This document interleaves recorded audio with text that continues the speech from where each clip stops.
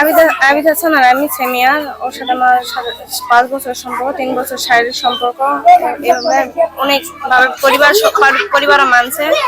পরিবার মানার পরে আমাদের মধ্যে শারীরিক সম্পর্ক হয় 3 বছর ধরে। পরিবার জানে, দুই পরিবারই জানে বিয়ের কথা হয়েছে। তো এই জন্য আমি কিছু বলিনি। বাচ্চা আসছে, আমার সাথে বিয়ে করতে চাইছে। পরে আমি বলছি আমাকে বিয়ে করো, তো বলতেছে জয়পুর 2800 আমি বাড়িতে জানাবো না, বিয়ে করে বিদেশ যাবো, এখানে যাব। এবারে যাই আর আসে না, এইভাবে চলতেছে। তারপর আমার দাদা আসছিল যে বিয়ের কথা বলতে, তো ওরা কোনো রেসপন্স দেয়নি, আরো বাজে বিয়ে করছে। আপনার সাথে শারীরিক সম্পর্ক হলো দীর্ঘদিন? আমার নানা বাড়িতে, মানে আমার ফ্যামিলি জানে, তো আমার সাথে দেখা করতে যায়।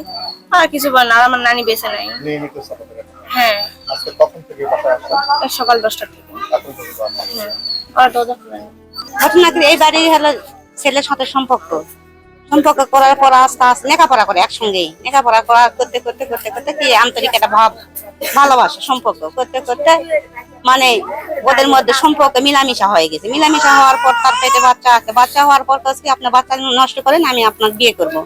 বাচ্চা না নষ্ট করলে কিভাবে বিয়ে করবো? আপনার বাচ্চা নষ্ট করেন, আমি বিয়ে করবো। এই প্রলোভন দিয়ে বাচ্চা নষ্ট করে এখন বলতেছি আর আমি বিয়ে করবো না। আপনি কি করতে পারেন করে?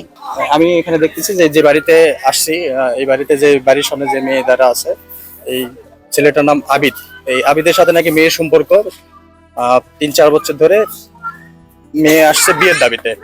সে ওই আবিদ বিয়ে না করা পর্যন্ত এই বাসা থেকে সে যাবে না। তার সাথে 3-4 বছর ধরে সম্পর্ক ছিল। আবিদ তাকে নিজের স্ত্রীর মতো মানে নিয়ে চলাফেরা করছে, যেখানে ডাকছে সেখানে মেয়ে গেছে। 8 মাসের একটা বাচ্চা তাদের আসছিল, সে বাচ্চা আবিদের কথাতেই নষ্ট করছে। বিয়ে করার কথা বলে নষ্ট করাইছে, ওই ছেলেই নষ্ট করাইছে। তো এখন ছেলে বিয়ে করতে চাচ্ছে না। ছেলে আরো মেয়েকে হুমকি দিচ্ছে যে তোকে জীবনে বিয়ে করবো না, তুই কিভাবে বিয়ে করাবি, তুই কেস করবি না কি করবি, মানে নানান হুমকি দিচ্ছে।